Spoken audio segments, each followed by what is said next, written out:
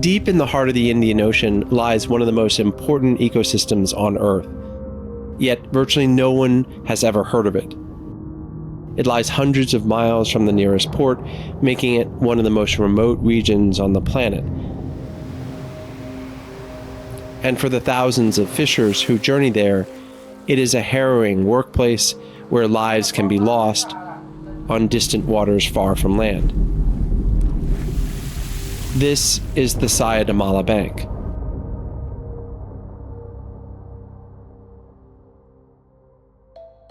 In October 2022, a small Sri Lankan fishing vessel was arriving on the Saya de Malha Bank. The gillnetter had spent weeks traveling over 2,000 miles to reach the high seas fishing grounds. Now, they were running short on fuel and supplies. In desperation, they approached any passing ship, begging for assistance. Among these ships was a Monaco Explorations research vessel. The scientists helped best they could, delivering cigarettes and water to the desperate Sri Lankans, but fuel they had none to give.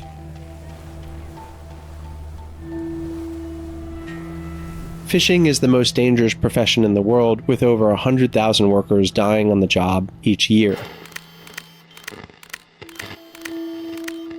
The farther from shore that vessels travel, and the longer they stay at sea, the more the risks pile up. Severe storms, deadly accidents, malnutrition, and violence are just some of the dangers that workers face on distant water fishing vessels.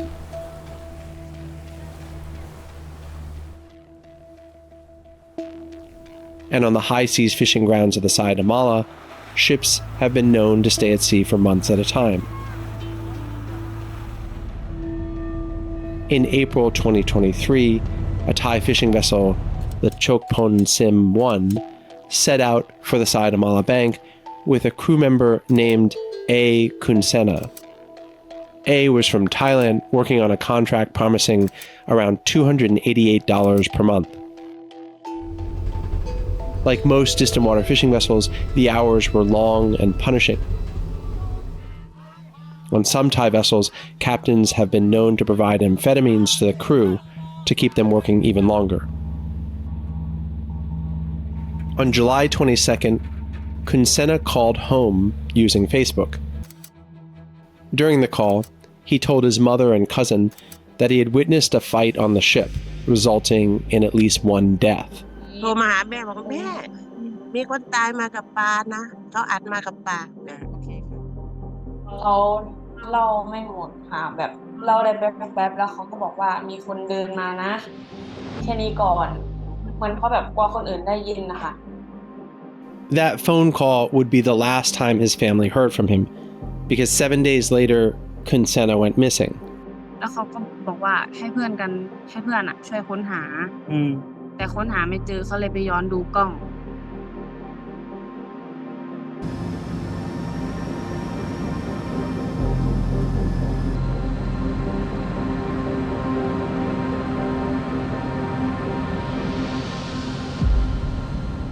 เขาบอกว่าอะไรเขาบอกว่าพี่ชายหนูกระโดดน้ำนะเขาบอกแค่นี้หนูก็เลยบอกว่าฮะจะกระโดดทำไมคะเขาไม่ได้มีปัญหากับใครแล้วเขาก็ตอบว่าผมไม่รู้เขาตอบให้หนูแค่นี้ค่ะหนูเป็นเด็กหนูก็ไม่รู้หนูจะตอบกับเขายังไง Shortly after Kunsena's disappearance, a man named Mr. B called the family to offer his condolences. He told them he had been working on the same ship as Kunsena just before his disappearance. บอกว่าเขาก็โทรมาขอโทษยายบอกว่าแม่ผมขอโทษที่ผมไม่ได้พาพี่กลับมาแล้วเขาเล่าอะไรน้องฟังครับเขาบอกว่าเขาโดนขู่จากใครหนูไม่แน่ใจเขาไม่ได้บอกชื่อคนที่ขู่เขาบอกว่าเขาโดนขู่ว่าจะฆ่าเขาก็เลยหนีออกมานายบีก็เลยหนีออกมาแต่ไม่รู้ว่าใครขู่ค่ะเขาไม่ได้บอกเขาบอกแค่ว่าโดนขู่ฆ่ามาเคยชวนพี่เอกลับแล้วแต่พี่เอไม่กลับ 2 months later, the ship returned to Thailand, and after a brief investigation, the police and insurance company ruled it a suicide. ทำไมถึงเชื่อว่าเอ่อไม่ใช่การฆ่าตัวตายคะ เพราะว่าไม่ได้มีปัญหากับที่บ้าน ค่ะ แล้วก็เพื่อนร่วมงานถามตลอดว่ามีปัญหากันไหมเขาบอกไม่มีค่ะ จะกลับมาวันแม่ อยากจะกลับบ้านวันแม่เพื่อกลับมาที่อยากจะกลับบ้านที่นี่วันแม่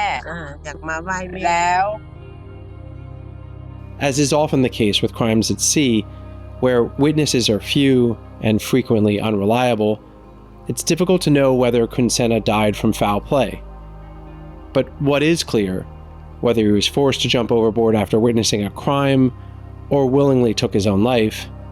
is that these distant water ships are traveling so far from shore that working and living conditions are brutal and sometimes violent, and these very conditions are likely playing a role in sinister outcomes. This is why fishers forced to work on the Saya de Malha Bank live such a precarious existence. So far from land and poorly monitored, the long journey to the Saya de Malha can be the last they ever take.